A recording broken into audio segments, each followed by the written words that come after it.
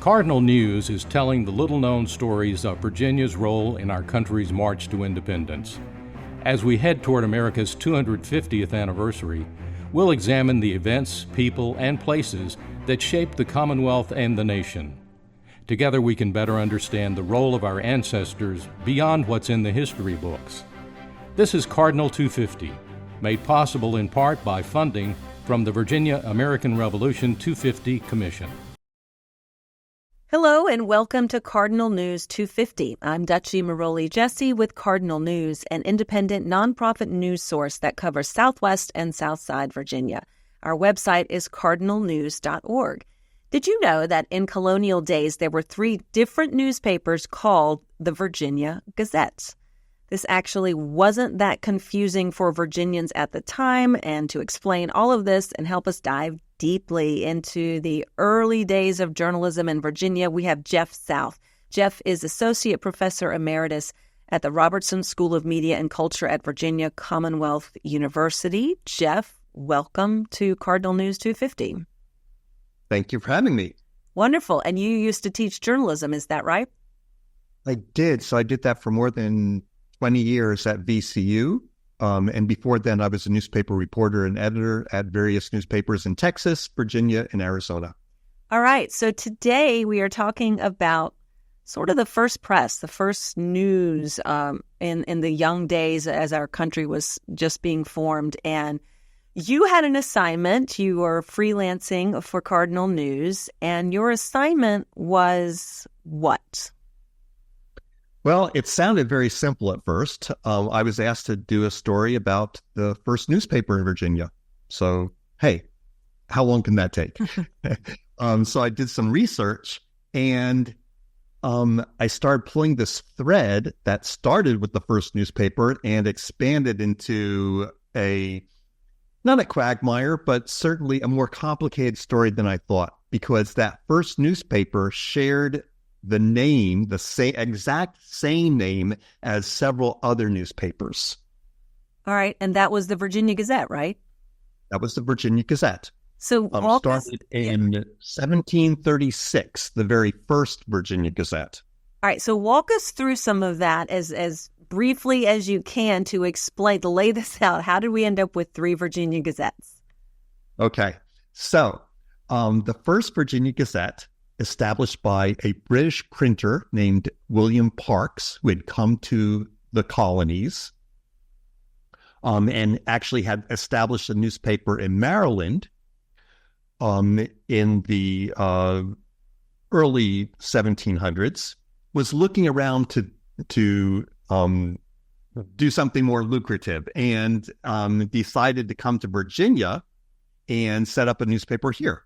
So at the time, the capital of Virginia was Williamsburg, and Parks set up a newspaper in Williamsburg and was also appointed as the official printer for the colonial government. So Parks did that for several years, and at the time, the government, there was a law in Virginia, in the colony of Virginia, that all official documents had to be published in the official newspaper, which was called the Gazette. And so Parks called his newspaper the Virginia Gazette and was the official printer for the colonies. Several years later, in actually 1766, so 30 years after Parks established the first newspaper, another newspaper cropped up in Virginia, also called the Virginia Gazette. And for the reasons that, as with that name, it could also be the official conveyor of news, official government news. Mm-hmm. And so this second Virginia Gazette was operating at the same time as the first Virginia Gazette, and it operated for about 10 years. And late in that era, in 1775, yet another newspaper called the Virginia Gazette cropped up, and it operated for about 5 years. And so at one point, all three Virginia Gazettes were coming out once a week on Thursdays with their version of the news. Right. So to reiterate, if you called your paper, let's say the Virginia Bugle, there's a reason the term Gazette was the one used, a very specific reason, right? Yes. So back in those days, especially in England, the word Gazette meant the official journal. Mm-hmm. And so that is how the law in the colonies was that certain advertisements, for example, had to be published in the Gazette. Mm-hmm. And so you had to call yourself the Virginia Gazette in order to get that government contract.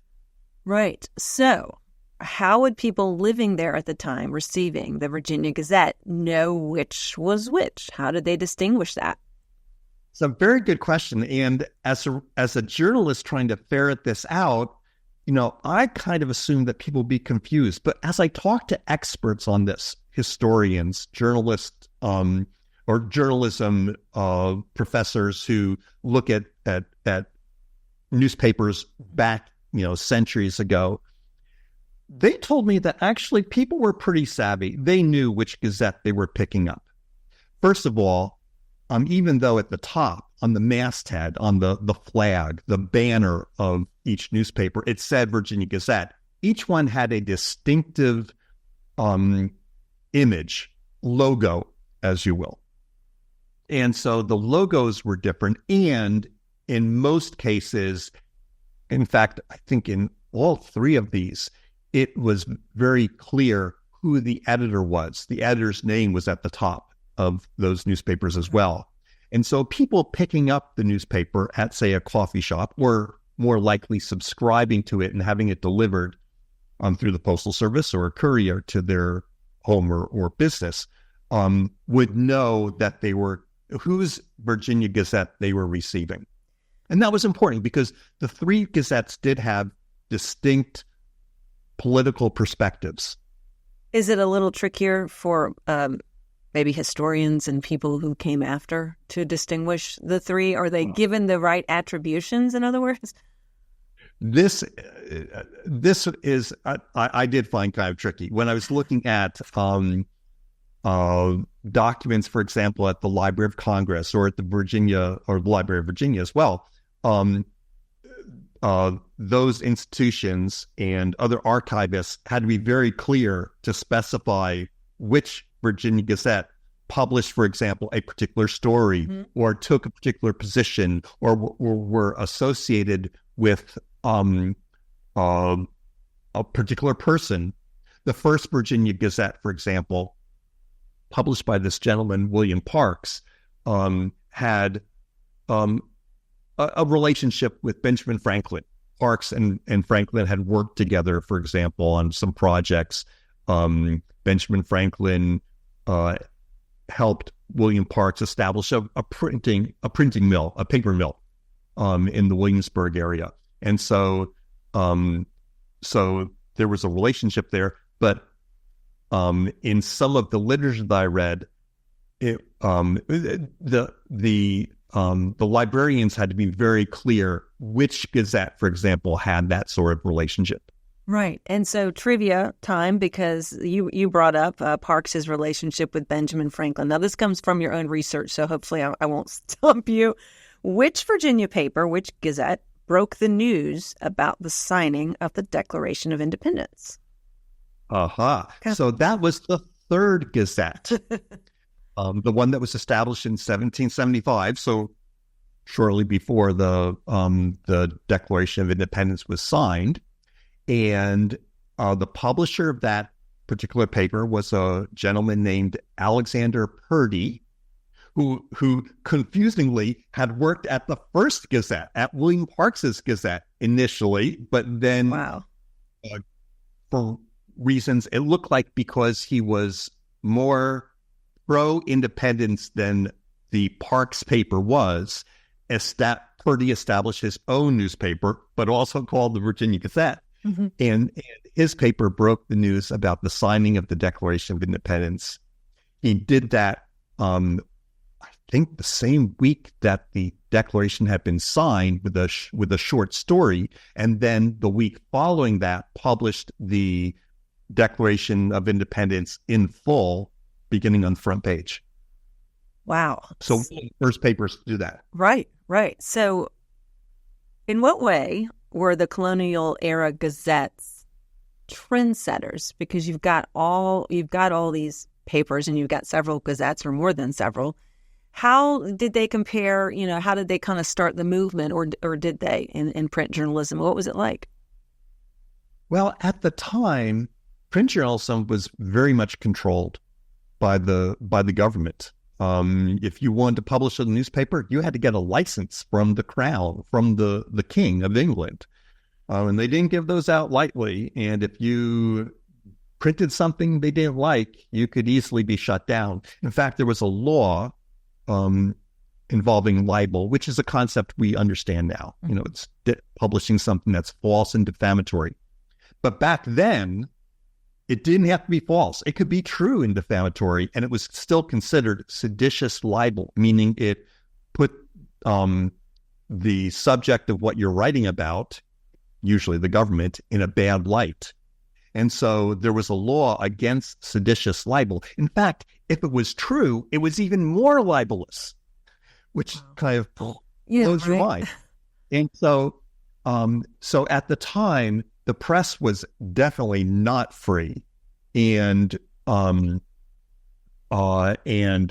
journalists were under a lot of pressure to report things or print things that were favorable to the government. So around this time, in fact, it was a famous law case called the Zenger case, and let me see if I can find it. Mm-hmm. Yes, and it was in 1735, shortly before William Parks established his newspaper in Williamsburg, then the capital of Virginia. In fact, perhaps one reason that he moved to Williamsburg is that perhaps Parks saw the handwriting on the wall that the reins of censorship against the press were starting to loosen up. There was a law case called the Zenger case, and John Peter Zenger was a newspaper publisher in New York who was charged with libel. He accused a judge, or a governor rather, of being corrupt, of appointing his friends and pocketing some money. And the government took him to court. And there was a jury, and the jury heard it. And the jury were colonial Americans, and they said, no, you know what? This is true. The governor here is corrupt, and acquitted Zenger. That was the first time that truth was found to be a defense against libel. And it only established law here in the colonies at the time, but it was a big breakthrough. Yeah.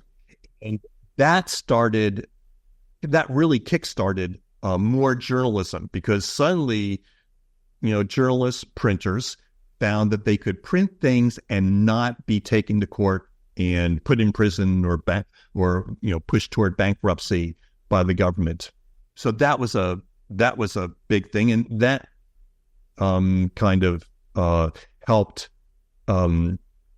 foster the creation of more newspapers in the colonies. Yeah, that's a major turning point.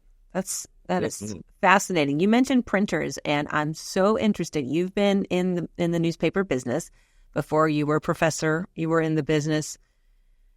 Today, we get our news on our phones, on our laptops, on our tablets, across traditional broadcast waves still as well.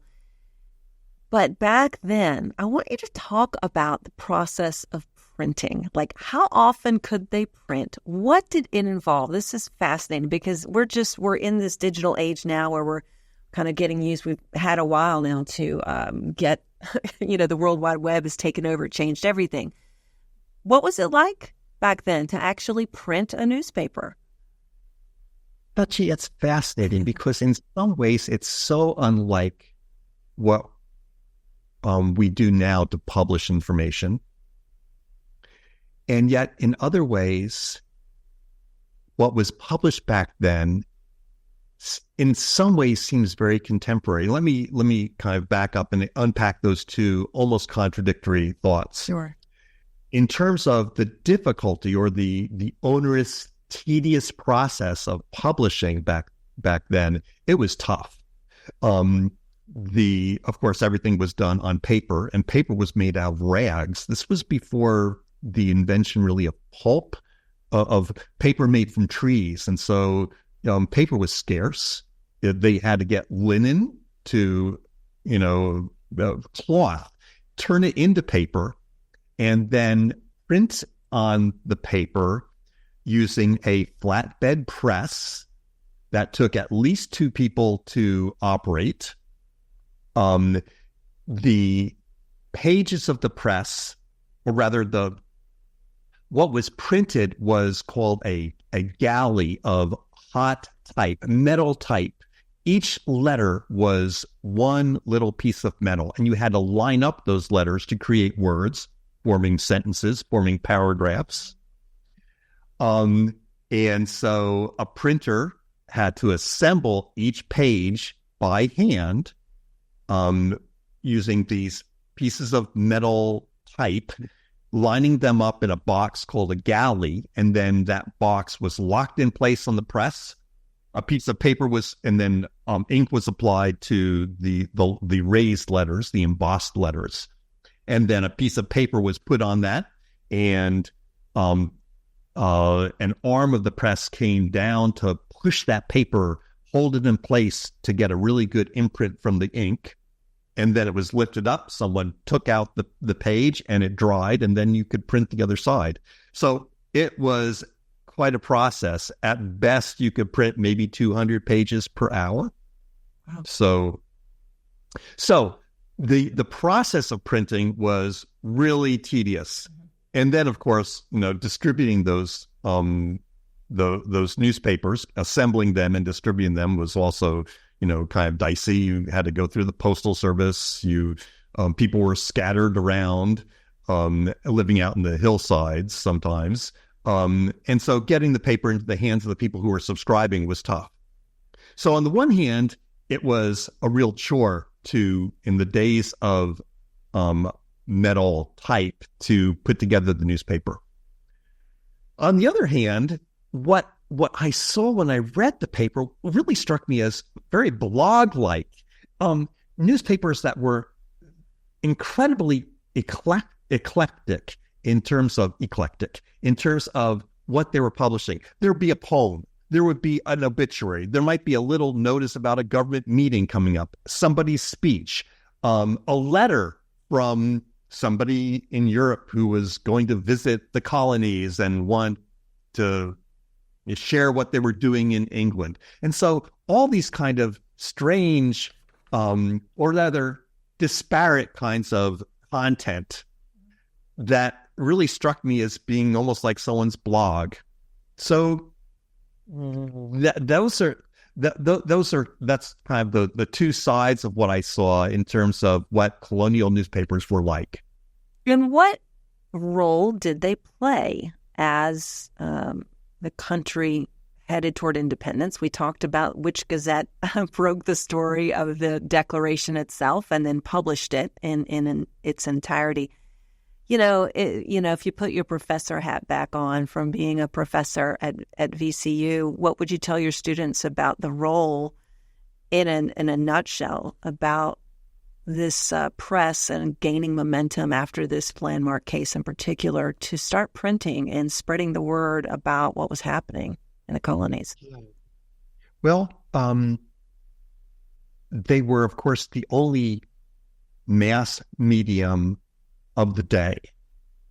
I suppose books might have been considered there, but, in terms of contemporary information published, weekly, this is the way people got their news. So they were incredibly influential in that regard.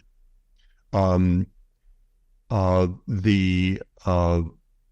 they printed really was, scrutinized by everybody, and people were talking about it. They those newspapers set the agenda, even though sometimes, they might have a bias in what they were reporting, or, they didn't have an incredible amount of local news like we think of news today, but people, really went over the newspapers and absorbed every word in them, and they became the, kind of set the topic of discussion for the next week. Most of the papers were weekly papers coming out on Thursday. So, they had an incredible influence on the way people thought. And I mentioned that the three newspapers of the colonial era in Virginia's capital, Williamsburg at the time, were differentiated politically.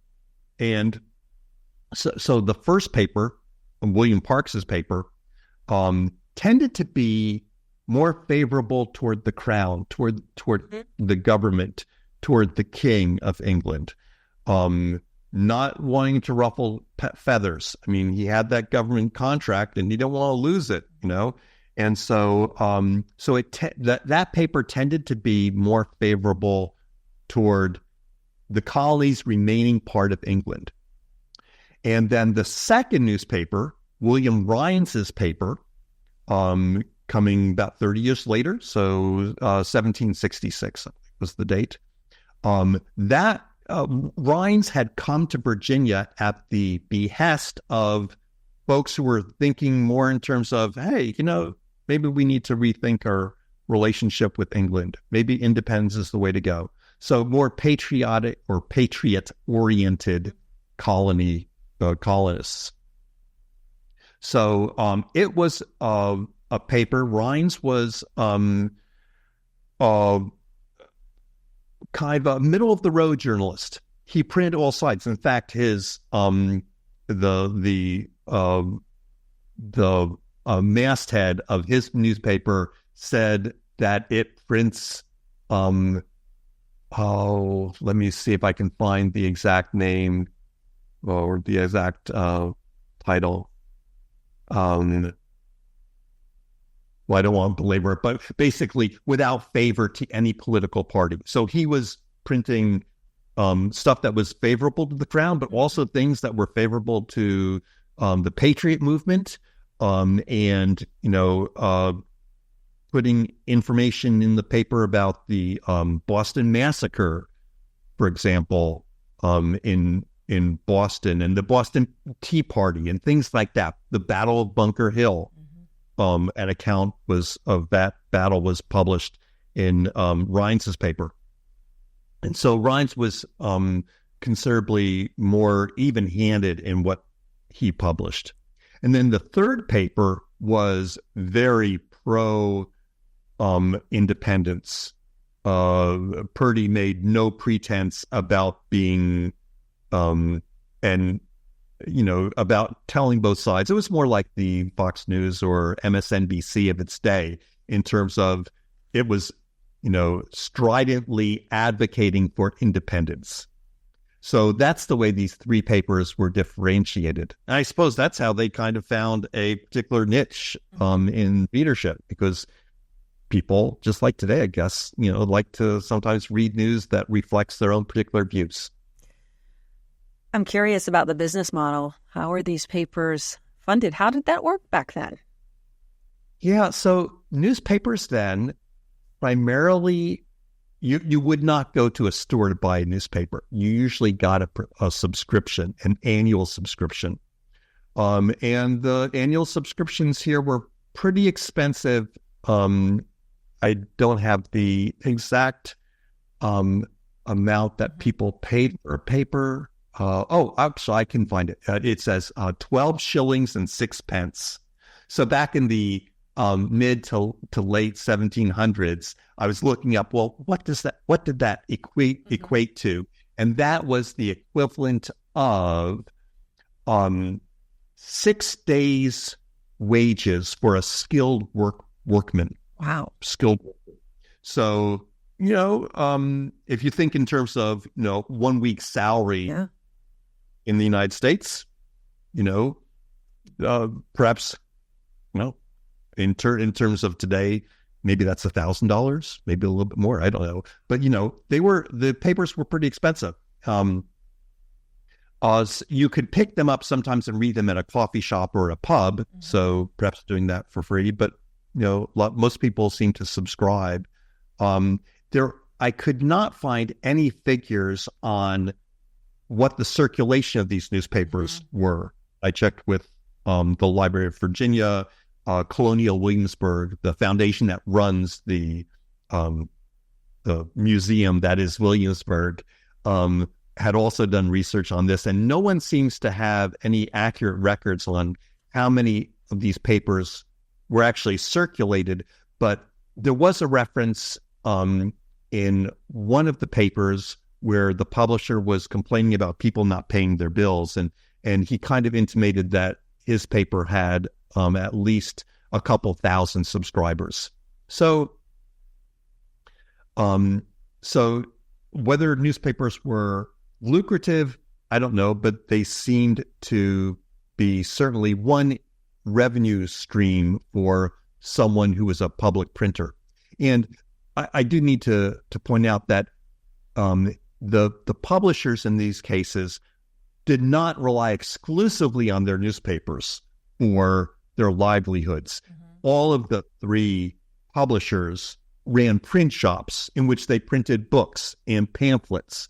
They also had a government contract in which they might print the laws or official documents of the colonial government, of the House of Burgesses, as it was called then. And so there were various income streams that made up the livelihood for the folks who were publishing these newspapers. Jeff, as we, we're both involved in the Cardinal News 250 project. And one thing I really like to get people's opinions on, who besides, maybe a history buff, benefits from reading these articles or learning about this stuff? What is the relevance today? What would you say to people? Well, I think understanding the history of these newspapers helps us understand the value of a free press, of an independent press, for sure, and how, information is power. And if you can control the information, you have power. Parks's paper, especially the days or the years before Parks established his paper, when seditious libel was a thing and you could get thrown in jail for printing something critical of the government, you could really see how, the government could control people by dictating what you knew was happening in society. And so I think one thing that you can understand from looking at the history of these newspapers is just the power of and the importance of the freedom of the press and having a strong, independent journalistic endeavor out there that is providing news in some ways with the William Rhines's motto of without fear or favor to any political party.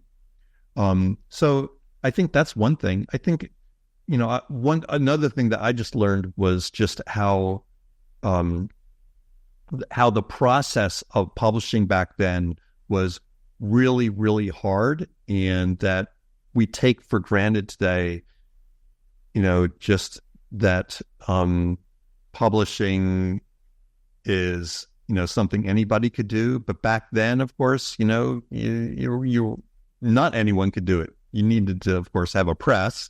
The process of collecting information and getting it onto, lining up those pieces of metal type so that you could spell out exactly what you're printing was a really tedious process. And how we're so blessed nowadays that anyone could be on their phone or their computer and publish something for the world to see. I think that, understanding that's been an evolution and a revolution. Yeah.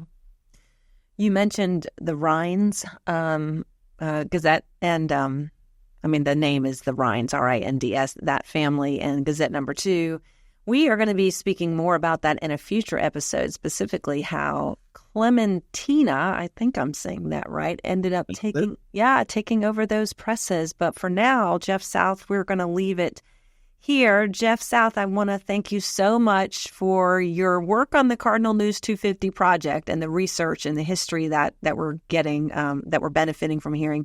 Thanks to your research and writing, and thank you for talking to us. I appreciate it. Well, I'm really happy for the opportunity to share what I learned in doing this story. It was a delight to do, and I'm really glad that Virginia Cardinal News was able to use it. Yeah. Jeff South is Associate Professor Emeritus at the Robertson School of Media and Culture at Virginia Commonwealth University.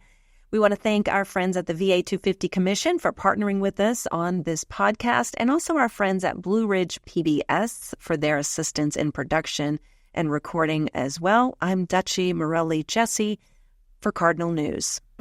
Thanks for listening to Cardinal 250, made possible in part by funding from the Virginia American Revolution 250 Commission. For more information on Cardinal News 250, including the Cardinal 250 and other newsletters, visit cardinalnews.org.